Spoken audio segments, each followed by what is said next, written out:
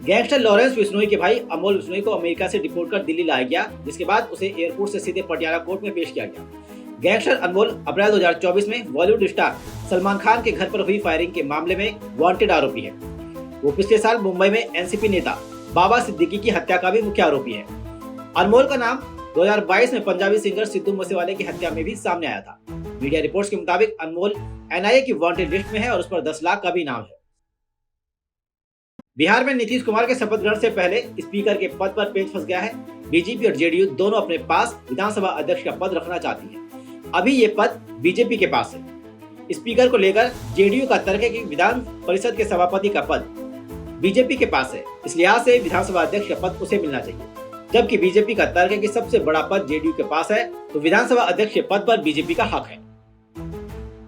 BJP ने बिहार में कोई बदलाव न करने का फैसला लिया है। सम्राट चौधरी और विजय सिन्हा पहले की तरह ही डिप्टी सीएम बने रहेंगे। अति पिछड़ा वर्ग से आने वाले सम्राट चौधरी का कद बीते कुछ सालों में बीजेपी में तेजी से बढ़ा है। ऐसे में उनके सामाजिक वर्ग को ध्यान में रखते हुए बीजेपी नेतृत्व ने उन्हें बनाए रखने का फैसला लिया है। इसके अलावा विजय सिन्हा भी बिना किसी विवाद के डिप्टी सीएम के पद पर बने रहे हैं, इसीलिए उनके अलावा किसी और के नाम पर विचार नहीं किया गया। वहीं दोनों नेताओं ने सीएम नीतीश कुमार से भी अब तक बेहतर तालमेल के साथ ही काम किया है।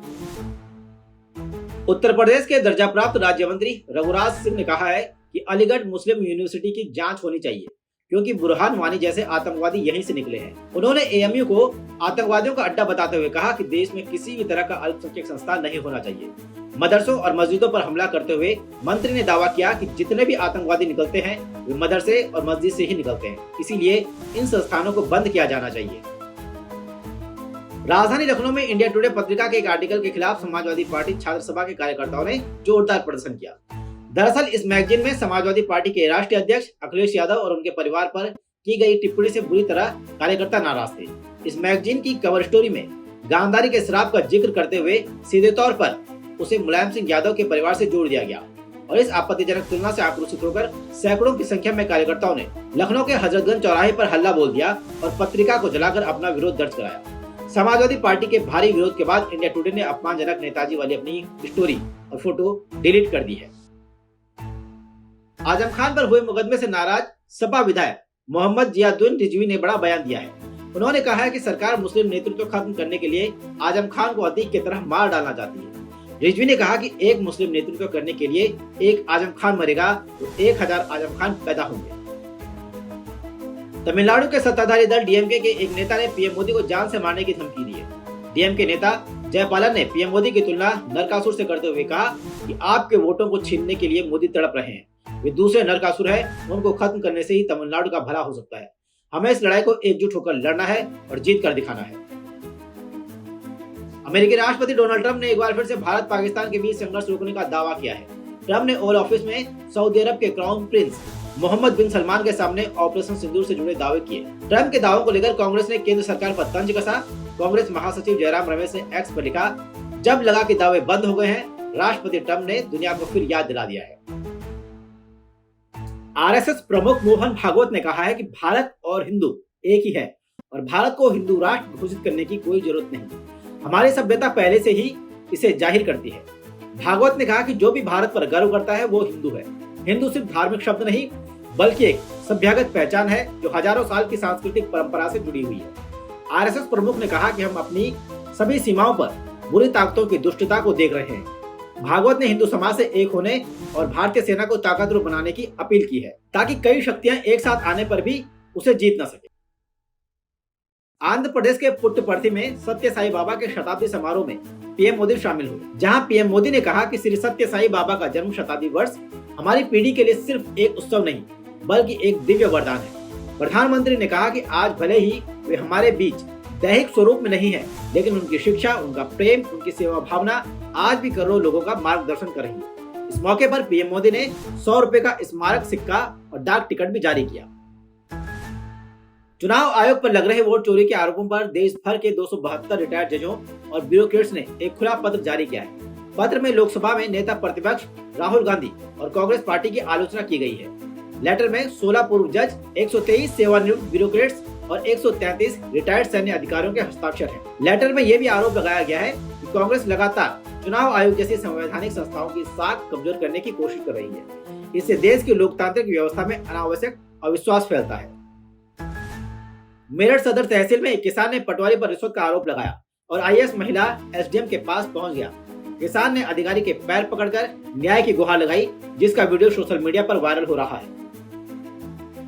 राजधानी दिल्ली में केरल के 2 छात्रों से हिंदी बोलने को लेकर मारपीट के मामले ने तूल पकड़ लिया है। घटना पर चिंता व्यक्त करते हुए सुप्रीम कोर्ट ने कहा कि हम एक देश हैं, हिंदी बोलने को मजबूर करना, लुंगी का मजाक उड़ाना बर्दाश्त नहीं। कोर्ट ने हाल ही में दिल्ली में एक व्यक्ति के साथ हुई उस घटना का जिक्र किया जिसमें छात्रों को हिंदी बोलने के लिए मजबूर किया गया। पारंपरिक पोशाक लुंगी पहनने पर उसका मजाक उड़ाया गया। सुप्रीम कोर्ट ने कहा कि केंद्र सरकार को ऐसे सांस्कृतिक और नस्लीय भेदभाव के मामलों को लेकर गंभीर होना चाहिए। साउथ अफ्रीका से करारी हार के बाद पूर्व कप्तान सौरव गांगुली ने टीम के कोच गौतम गंभीर का बचाव किया है। उन्होंने कहा कि गौतम गंभीर को बर्खास्त करने का सवाल ही नहीं उठता। बता दें कि गंभीर के मुख्य कोच रहते हुए भारत को अपने घर में पिछले 6 टेस्ट मैच में 4 में हार का सामना करना पड़ा है। कोलकाता टेस्ट में दक्षिण अफ्रीका के हाथों करारी हार के बाद टीम इंडिया की रणनीति पर भी सवाल उठ रहे हैं। टीम इंडिया के स्टार बल्लेबाज रिंकू सिंह ने रणजी ट्रॉफी के रण में अपनी आतिशी बल्लेबाजी से गर्दा उड़ा डाला है। तमिलनाडु के खिलाफ खेले गए मुकाबले में रिंकू ने गेंदबाजों की जमकर धुनाई कर डाली। बाएं हाथ के बल्लेबाज ने 176 रनों की लाजवाब पारी खेली। अपने इस इनिंग के दौरान रिंकू ने कुल 17 चौके जमाए और 6 छक्के उड़ाए। रिंकू के बल्ले से निकली धांसू पारी के बूते उत्तर प्रदेश की टीम तमिलनाडु द्वारा बनाए गए पहली पारी में 455 रनों के जवाब में 460 रन बनाने में सफल रही। थाईलैंड के बैंकॉक में चल रही मिस यूनिवर्स 2025 प्रतियोगिता में बवाल खड़ा हो गया है। फिनाले से महज 3 दिन पहले जज ओमार हारफूस ने इस्तीफा दे दिया। उन्होंने मिस यूनिवर्स 2025 पर गंभीर आरोप लगाए हैं। ओमर ने शो पर आरोप लगाते हुए कहा कि टॉप 30 प्रतिभागी पहले ही चुन ली गई थी, जबकि ऑफिशियली जजिंग अभी शुरू भी नहीं हुई थी। उनका कहना है कि सीक्रेट कमेटी ने पहले ही टॉप 30 कंटेस्टेंट्स चुन लिए थे।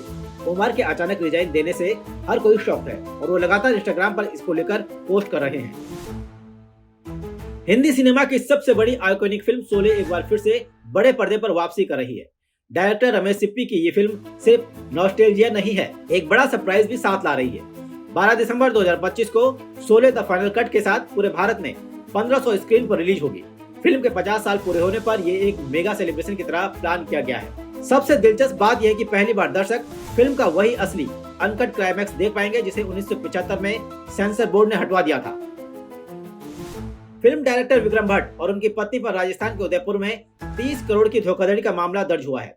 आरोप है कि उन्होंने डॉक्टर अजय मुर्डिया को फिल्मों से भारी मुनाफा कमाने का लालच देकर ठगा। मुर्डिया अपनी पत्नी पर बायोपिक बनाना चाहते थे। भट्ट ने उनसे फिल्म निर्माण के नाम पर पैसे लिए, लेकिन वादे के अनुसार फिल्म नहीं बनाई, जिससे मुर्डिया को भारी नुकसान हुआ। पुलिस मामले की जांच कर रही है। आदित्य धर की फिल्म धुरंधर का ट्रेलर पाकिस्तान तक चर्चा में पहुंच गया है। अब कंटेंट क्रिएटर ध्रुव राठी ने इस पर कमेंट किया है। ध्रुव राठी का कहना है कि आदित्य धर ने युवा पीढ़ी के दिमाग में जहर भरने की कोशिश की है। साथ ही सेंसर बोर्ड से भी अपील की है कि उन्हें देखना चाहिए कि किस करना ज्यादा बुरा है या इस तरह की हिंसा।